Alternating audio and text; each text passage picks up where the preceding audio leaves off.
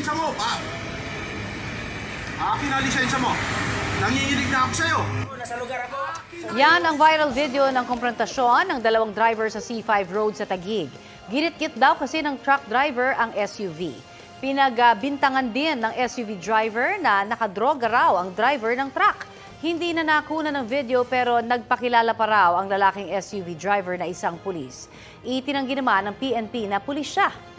Ayon sa pulisya, tanging LTO enforcer, traffic enforcer at deputized police officer na uniformado lang ang pwedeng mangkumpiska ng driver's license.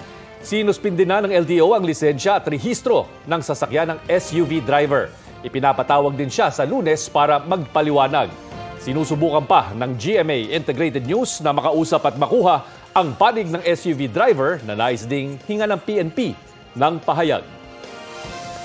Kapuso, alamin ang maiinit na balita. Bisitahin at mag-subscribe sa GMA Integrated News sa YouTube. Sa mga kapuso abroad, samahan nyo kami sa GMA Pinoy TV at sa www.gmanews.tv.